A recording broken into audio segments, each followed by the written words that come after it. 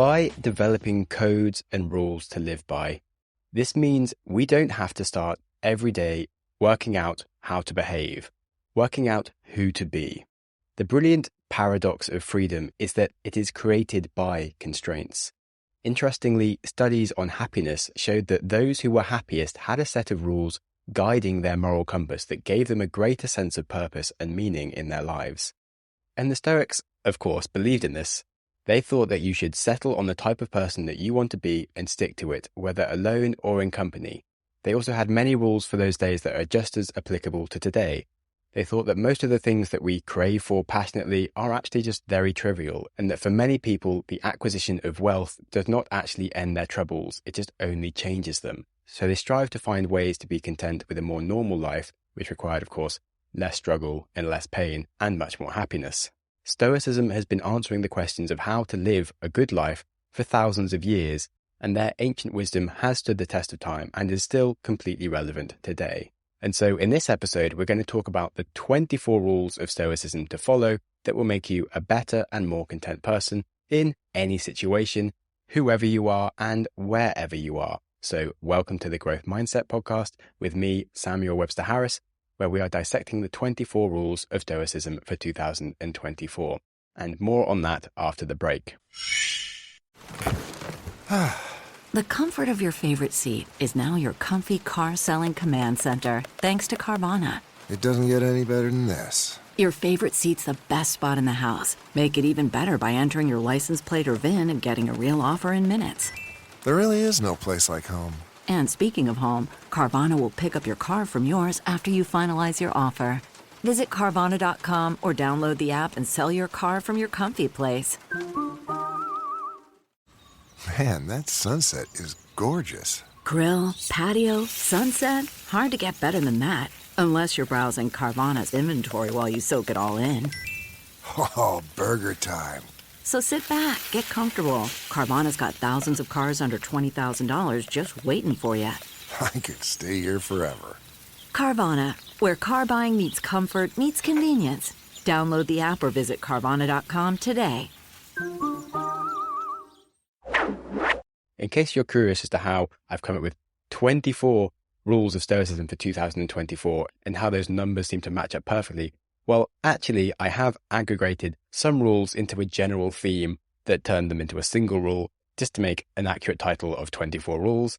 Yeah, that happened. The Stoics do call us to accept the imperfections in life and to not waste time worrying about things that do not need to be worried about. So let's crack into it. Number 1, view obstacles as opportunities. We couldn't start with something more growth mindset. Challenges are chances to grow and learn. Embrace them as part of your journey. You need to say that this isn't something that happened to me, it's something that's happened for me. Instead of victimizing your situations, choose to view yourself as a more powerful person. As a Stoic said, it is the difficulties that show us who we are. And Alex Hormozy has a really great saying that if you commit to doing a new hard thing, like a new hobby this year or starting a business, etc., and then when it gets hard, you shouldn't be like, oh, this is so difficult. You should be like, yes, it's hard. I planned to do a hard thing and now it's hard. This means I'm actually doing the thing. So the obstacle is the way. And if you're doing something hard, that means it's probably worth doing. Number 2, embrace change. You should recognize that change is a natural part of life and just adapt more flexibly. The only constant in life, of course, is change. Ultimately, change is so inevitable and an ongoing part of existence that fighting it is just a losing battle. Life is dynamic and not static, and the ability to adapt to changing circumstances is crucial for resilience and for growth. In the modern day, things are changing so fast that if you don't embrace change, you are going to be a failure. When I started this podcast 7 years ago, the landscape was dramatically different, and my podcast would definitely be dead if I hadn't changed from what I was doing 7 years ago. And that's just the nature of the market. But if you just look at technology, it's radically changing things such as the iPhones or ChatGPT that's just come out. They say now that ChatGPT won't replace your job necessarily, but someone that knows how to use ChatGPT effectively will take your job. And so you have to skill up, you have to embrace change and take on new things. And a similar rule to this is to be able to accept the whims of fate. You should just understand and adapt to the unpredictable nature of life, which Nietzsche was a huge advocate of as well when it came to accepting fate. Life is about finding peace in the inevitability of fate instead of resisting it. So imagine someone who's facing an unexpected health challenge. Rather than succumbing to despair, if they can just accept this new reality and find ways to adapt their lifestyle and their mindset, they can live a happier life. Their acceptance doesn't mean passivity. Instead, it's just a proactive embracing of their situation, finding new meaning and new ways to flourish within their new circumstances. Resisting fate will only make your life much worse. Now, on to number 3, practicing gratitude. I'm sure you've heard this before, and you will definitely hear it again, but you should regularly reflect on and appreciate the things you have. Gratitude turns what we have into enough. The Stoics said that when you arise in the morning, think of what a precious privilege it is to be alive, to breathe, to think, to enjoy, to love. By acknowledging and appreciating what we have, we can find contentment and joy in our current circumstances rather than constantly seeking more. And this is something that I think we struggle with. I think on an intellectual level, we can be grateful for the things that we have, like modern technology and a good education. But a lot of it is just something we're so used to that we don't notice it. When I lived in Nepal for 3 months, the roads didn't even work. There was no hot water. You couldn't drink the water. And there was no such thing as office jobs. You basically just work in a farm, making no money, or in the tourism trade. And certainly coming back to the Western world, I'm just so grateful to be able to get in a car and go on a road and get somewhere within an hour. It's insane. You totally can't do that in Nepal. So cultivating different experiences that can actually help some gratitude for the things you have is really valuable. And on the subject of gratitude, a similar rule that I'm just going to stick in this one is living according to nature and embracing your natural human capacities and living in harmony with the natural world, which I think comes from a sense of gratitude for what you have. As Lao Tzu says, nature does not hurry, yet everything is accomplished. And I think if you embrace the natural rhythm in life, in your actions, and just recognize that nature's pace, though often unhurried, is effective and purposeful, you can be calmer and you can be more grateful. Now that might mean things like choosing to walk or cycle rather than driving, might mean spending time outdoors or making decisions that align with your natural cycles and the environment, like eating seasonally and locally sourced foods. And I think that has a really grounding effect on you that helps you feel more grateful. And I think another thing that helps with gratitude is accepting just imperfections, because part of nature is imperfection. And that means that you can also embrace the imperfections in yourself and the world around you. Instead of trying to control everything or wishing for things to be different, you can accept them as they are and be grateful for what is, instead of seeking some kind of weird, more perfect version of whatever it is that you have. And now, rule number 4, cultivating mindfulness. So try and be present in the moment and acutely aware of your thoughts, feelings, surroundings, and actions without the rush to judge them. This creates increased awareness, and by creating this increased awareness, we can be more accepting and less needy or rushed to form an opinion or respond with an action. The present moment is the only time over which we have dominion, and we should learn to treat it like that. This relates heavily to a very important concept about avoiding imagined troubles.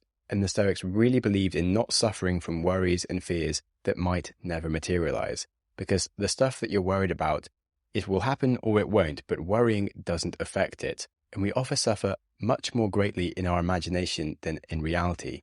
So instead, cultivate mindfulness and just be more present in the moment without letting your mind wander through the stretches of time just to make your current life more difficult when there's no need for it. Rule number 5, ask, is this essential?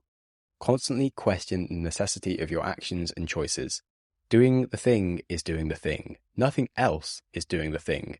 Talking about the thing, planning the thing, posting on social media about the thing, cleaning up before you do the thing, or getting a better laptop, phone, or desk setup for the thing is not doing the thing.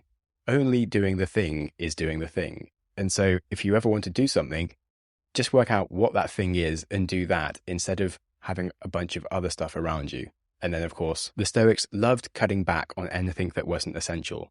The rule was say no to anything non-essential. Decline what is unimportant, and by doing that, it creates space for what matters. It's not about daily increases, but often it's about a daily decrease. Hack away the inessentials. Bruce Lee actually said that it's not about daily increase, but a daily decrease. Hack away the inessentials. He also said that he fears not the man who's practiced 5,000 kicks, but the man who has practiced the same kick 5,000 times. He was also obsessed with stripping away the superfluous to focus on what truly matters, which leads to much greater efficiency and clarity in life. It's amazingly liberating to do less stuff. I personally get so much more done when I have less things on, without lots of meetings or calls or reviews or check-ins, without working on 3 different business ideas at a time or moving house every month. Without those things, I actually have so much time just to write much more, to put the proper amount of time needed into the podcast to make the podcast really good and consistent. And I can get to the end of the day with just having achieved like my one big goal for the day, and it feels so relaxing. And then I have time to do things like seeing friends, going surfing, and actually just enjoying my life whilst feeling way more productive than when I was trying to do lots of things. So, as I said, ask if this is essential. Now, the next rule, reflect on mortality, or memento mori. Remembering that life is only temporary can help you on what truly matters. They said that you cannot escape death, but at least you can escape the fear of it. So you should always choose to live in every moment fully rather than allowing yourself to just pass time waiting for things. Because so many of us have these ideas of things that we think will be good for us in a few years' time when something is more perfect or something magically appears and the right partner's there for us or the right job is there for us. And actually, we just need to go and do stuff right now. And as part of seizing the moment, they had the phrase to live as if reborn. You should approach each new day as a new life, a fresh start. In fact, it was the Buddha who said that each morning we are born again, and what we do today is what matters most. And the idea of viewing each day as a new beginning is so powerful. It's an opportunity to start afresh, to make choices that reflect our best selves. It's about letting go of the past, letting go of our mistakes, and focusing on the potential of the present. And on the subject of the present, rule number 7 is to value time properly. Recognize your time as the most valuable resource you have and use it wisely. It's the only resource that is finite and will run out. You can make more money, you can get more stuff. You can't ever get time back. Like Warren Buffett is worth like $100 billion, but he's in his late 90s. No one in their right mind would want to be Warren Buffett, even though he has all the money in the world, because what are you going to do? You're going to be able to spend it maybe for like a year. You're too unhealthy to do anything, and you're going to die soon. Time is way more important than money, so you must use it wisely. The Stoics said that while we wait for life, life passes, so hurry up and live. They said that life is very short and anxious for those who forget the past, neglect the present, and fear the future. However, life is long if you know how to use it. So value time properly, and don't let external things warp your sense of what is truly valuable. And again, reflecting on how external things can affect us, the rule number 8 is to focus on what you can control. You should direct energy and effort towards things only within your power. If it's up to you, it should get 100%. If it's not up to you, it should get 0%. All energy spent into things that aren't under your control is just wasted energy. And so part of this actually is to start setting realistic expectations, understand and accept the limits of your control over external events. If you've ever heard the serenity prayer, it says to grant me the serenity to accept the things that I cannot change, the courage to change the things that I can, and the wisdom to know the difference. We must recognize the boundary between what is and isn't within our control, and then make peace within that understanding. And in our life, this might mean accepting that certain decisions are out of our hands and focusing on areas where we can make a difference and without stressing of the outcomes. And then whatever things do befall us, only focus on the things that we can do. And when you start thinking like that, you'll find that there always is something that you can do. In every situation, there is an opportunity for action or at least changing your mindset. So start where you are, use what you have, and do what you can. No matter the situation, there's always a step, however small, that could be taken that will help provide you agency even in the most challenging circumstances. So relentlessly focus on the aspects that you can influence, your attitude or your lifestyle choices, the way that you seek support and information, rather than sitting there feeling helpless. Remember to focus on what you can control and actually start doing the things that you can do. Number 9, develop more emotional resilience. Work on not letting external events disturb your inner peace. The Stoics said that a bad feeling is a commotion of the mind repugnant to reason and against nature. Steel your sensibilities so that life shall hurt you as little as possible. And when you start to get better at controlling your mind, you also control your response. And when you start controlling your responses, you get better at controlling your mind. So you need to remember that you can't control events, but you can control how you respond. No man is free who is not the master of himself, as they say. And going further with this, the Stoics said that being offended is a choice. You are the person that controls your reactions to anyone else's actions or words. Gandhi, in fact, said that nobody can hurt me without my permission, which showed that this is just as present and powerful thousands of years later. Being offended or hurt, to a degree, is a choice. We have the power to choose our response to other people's words and actions. When someone makes a critical comment about you, instead of immediately feeling offended, you can choose to view it as potentially constructive feedback, even if badly worded, or you can simply recognize that their opinion just doesn't define your worth, and it doesn't matter what they think.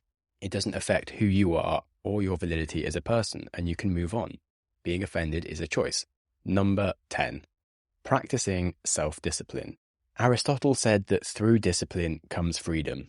Discipline in your thoughts and actions leads to the freedom and success that we want. With self-discipline, we can stick to a routine and a project and succeed at it. We can endure the fact that we might look crazy with our new ideas. We can endure people saying bad things about us because we are in control of ourselves.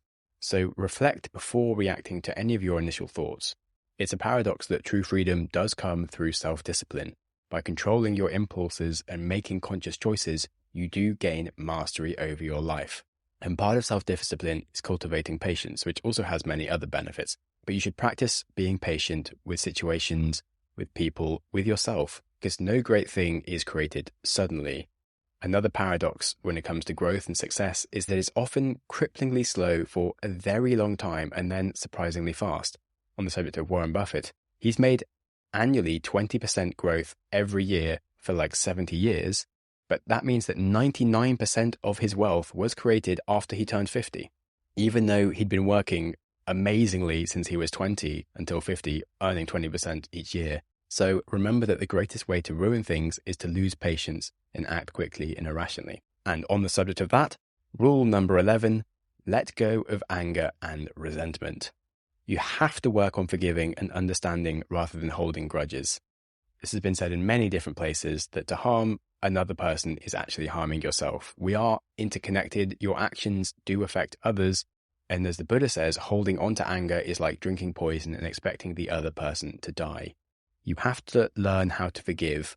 And it can be really horrible and really unnatural, but you have to realize that forgiveness is not as much a gift to the other person where you are losing out by forgiving them. Forgiveness is actually a gift to yourself. If a friend betrays your trust, you can harbor anger against them and you can never be friends with them again. And great, you just no longer have the benefit of them in your life and you harbor all this resentment. But if you can choose to forgive, that doesn't mean like condoning their actions, but just freeing yourself of the burden of resentment at least. Maybe you can become friends again, maybe not, but at least you don't hold the whole burden of resentment within you. And whether or not you want someone to like you or become friends with them again, the best revenge is usually just to not be like them or the actions that caused you the hurt.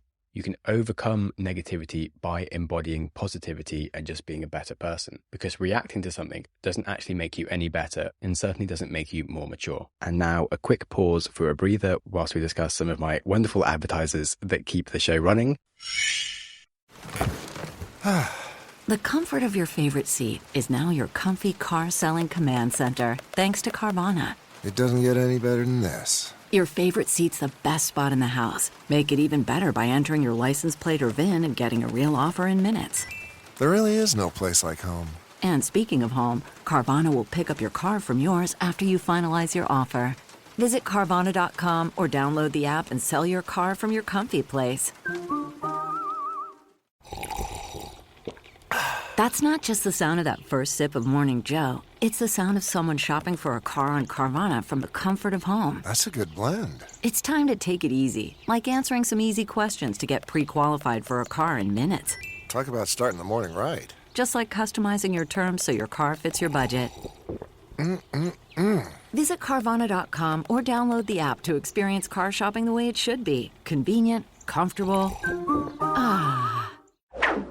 Now, number 12 might help with the anger one, and this is seeing the good in people, looking for and appreciating the positive traits in others instead of seeking to condemn them and noticing their flaws.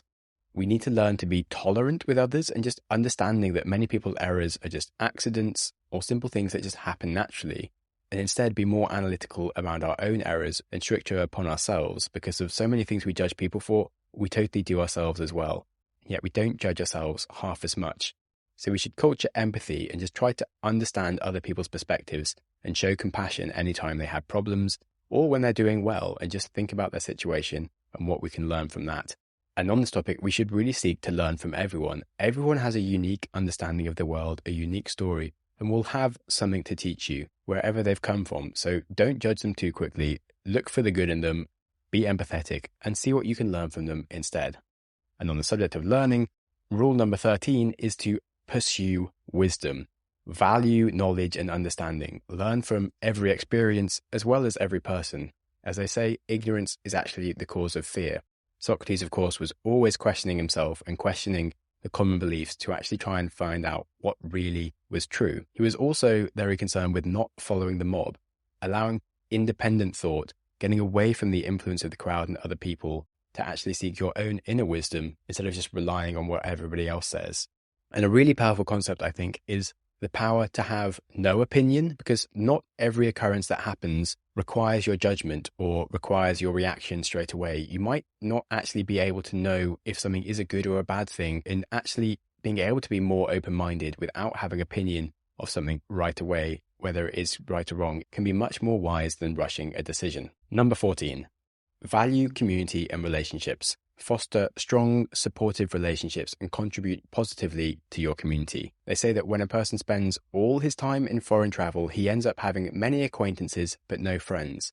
And it's totally true. You do have to spend time with people to really develop good connections. And as they say, your environment does shape your character, and you want to surround yourself with good people that you have good connections with, because that makes your life much more rich and full of content and full of support. A related rule I'm just going to throw in here is to not be afraid to ask for help, which of course only happens if you value community and have people that are willing to help you.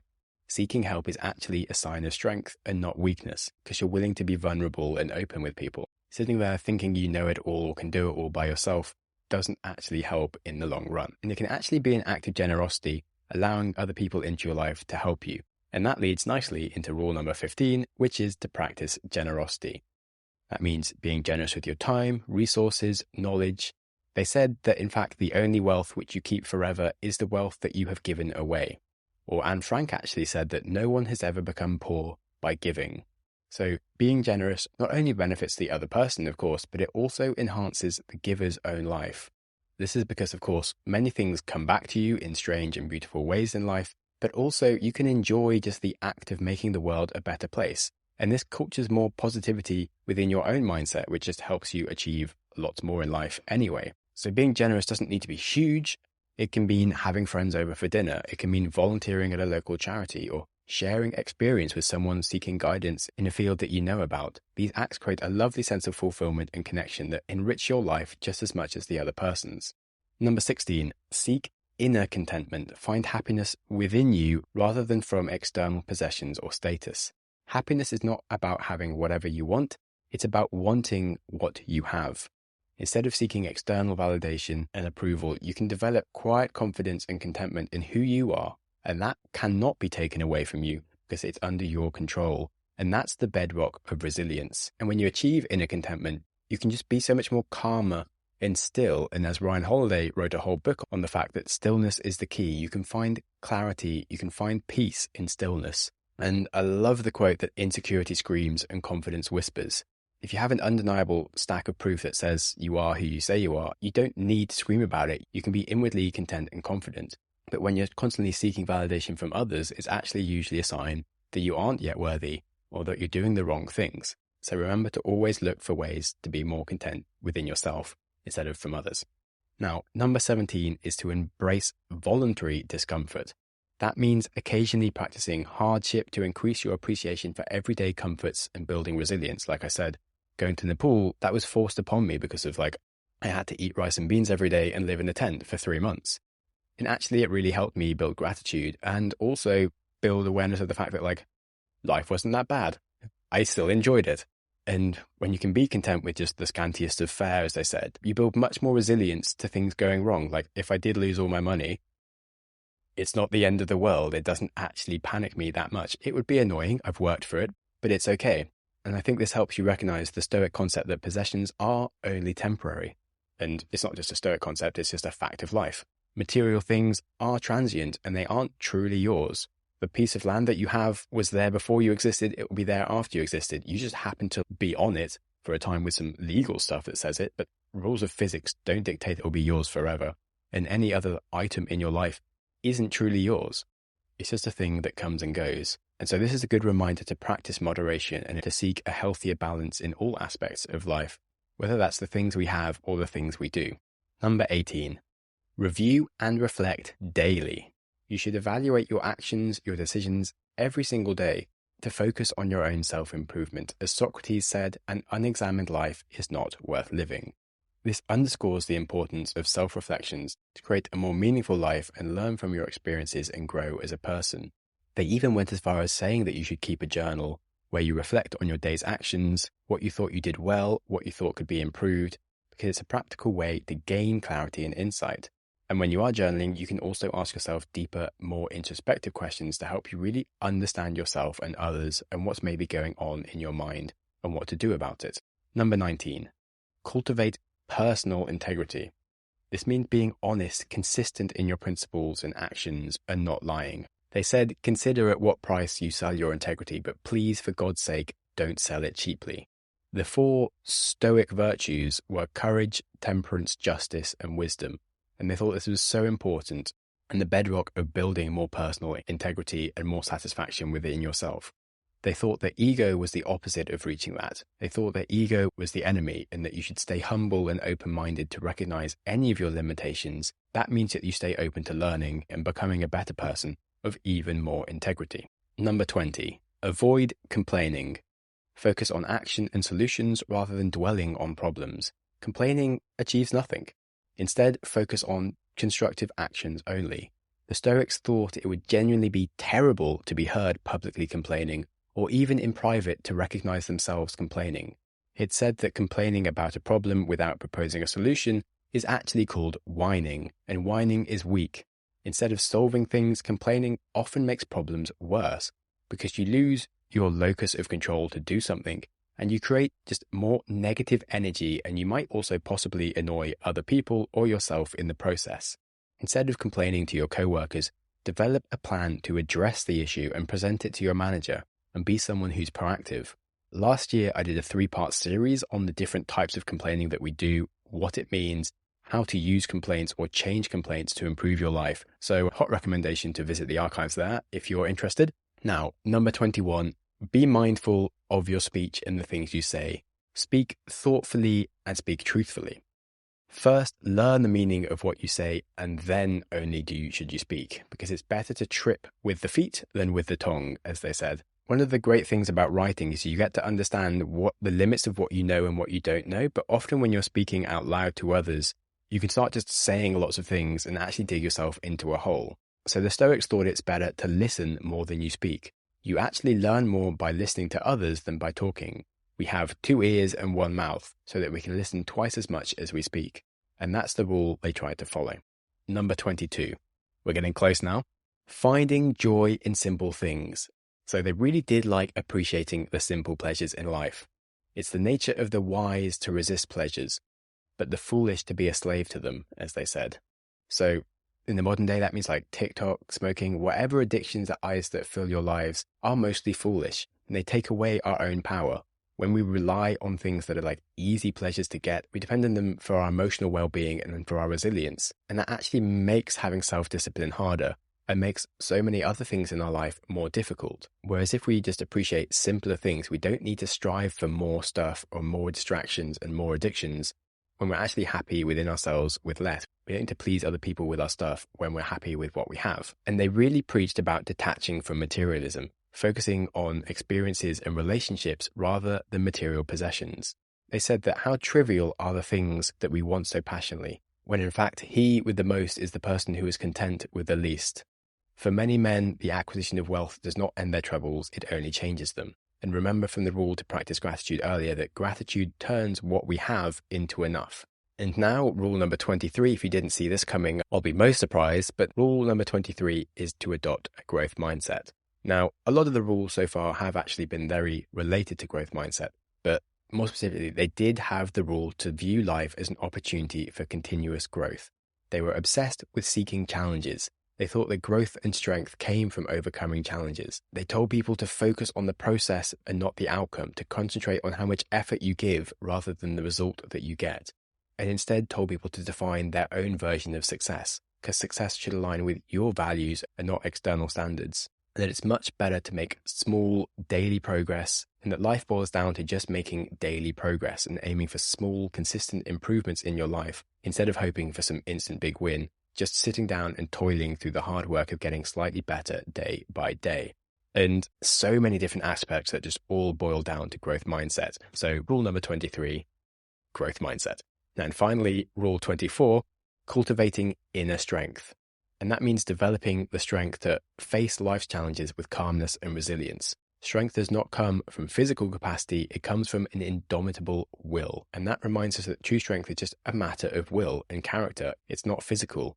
It's about developing the resilience and the capacity to face life's challenges with composure, and whatever 2024 throws at you, you are able to deal with it. And I hope that all of these rules will help serve you in some way to make 2024 a brilliant year, because there's lots of potential in it. We've got the whole year to go, so good bloody luck. And whether 2024 goes how you want it to or not, remember that the Stoics did say that you should love everything that happens amor fati. So free 25th rule there is to embrace and value every life experience that you have. Accept the things to which fate binds you. Love the people with whom fate brings you together, but do so with all your heart. So thank you so much for listening to the Growth Mindset podcast today. And if you enjoyed any of the points today, do feel free to share it with a friend, because that's how podcasts grow. If you are feeling unusually kind and generous, feel free to whack a good review onto YouTube, Spotify, or Apple, because it's much appreciated. And I do read all the comments on Spotify and YouTube if you have them. If you do have any questions about the podcast or suggestions, or if you want to chat, then you can email me at growthmindsetpodcast@gmail.com. And with that, I bid you adieu. Remember that life is to be enjoyed, and that's not something you should put off to a future date, because then you'll keep on putting it off. So be kind to yourself, and whilst you're at it, be kind to someone else too.